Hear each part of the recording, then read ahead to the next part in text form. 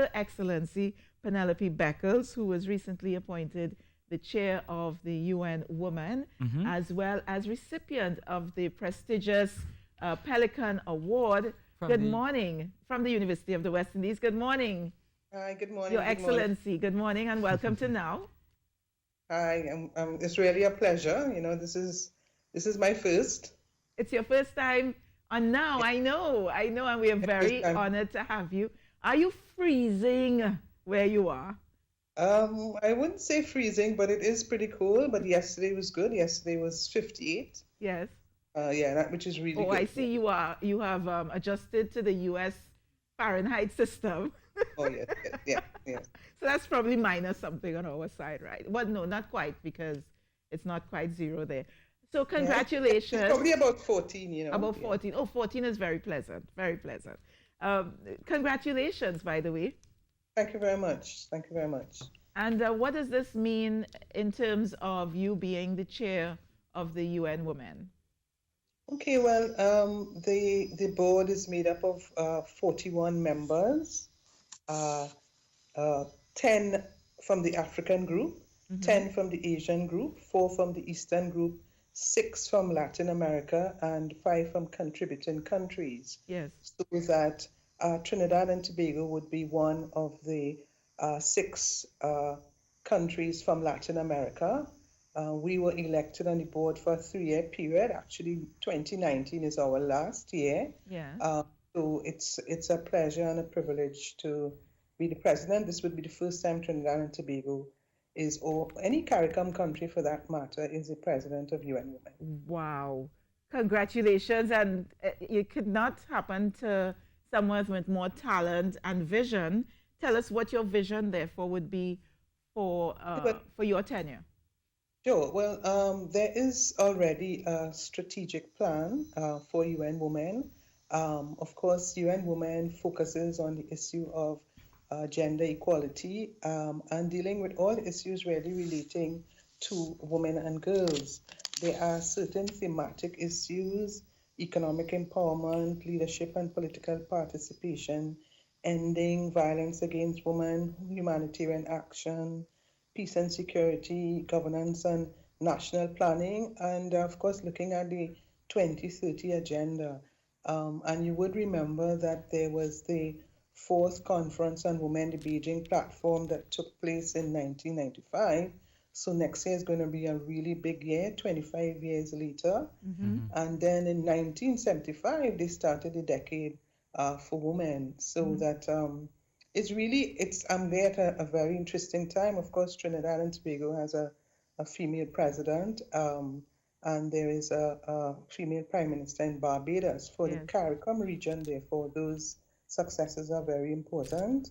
And those are some of the things that you want to share, of course, with the world, and to look at what has happened in 1995. You know, there are a number of decisions that were taken. So next year, there would be a reflection, you know, an analysis, revisiting the decision, looking at the successes. So this year, it's special because there'll be a lot of preparation for what would be a very big event in 2020. Oh, absolutely. And you know, Ms. Beckles, I wanted to find out, you know, what is happening in Venezuela and get your thoughts on it. As a woman, you're a politician in Trinidad and Tobago, senator, an MP. Do you have any thoughts on what is happening down there? Okay, well, I am aware that last night the CARICOM heads, there was a video conference. I know that there is a statement that has been issued, so that I have not seen the statement as yet, but certainly Trinidad and Tobago is a member of CARICOM, and since those discussions took place last night and the statement was issued, that would be the official statement of the government of Trinidad and Tobago. Okay. I want to congratulate you on the UWE's Pelican Award. I believe it's from the UWE Alumni Association. Yes, the Alumni Association, the New York chapter. Congratulations on that award. Tell us what that is about. Yeah, okay, so that award will be officially, I will receive that award on the 27th of February. Yes. That organization donates 25,000 US in scholarships to persons from the Caribbean. They have been around some 21 years, so that it's a very prestigious award. I'm really looking forward. I know I think the Prime Minister of the Bahamas will also be receiving an award as well on that night. Oh, wonderful. Congratulations. I have one quick question for you before we let you go. I know it's very early where you are. If you were speaking to your younger self and to all young people, young girls especially, who are looking on and excited by what you've accomplished, what would you tell them in terms of projecting for their future? Well, I would talk about education. Education is one of the goals of the Sustainable Development Goals. I think it's very important. In Trinidad and Tobago, we are still very fortunate in that, girls have the opportunity to go to school. In many parts of the world, many girls are not in school. And I'd say education is the pathway very often to your dreams, to your successes. It's a question of being very disciplined, being very focused. We all are aware of the many distractions that exist. I'm very disturbed from time to time when I see some of the videos that go viral.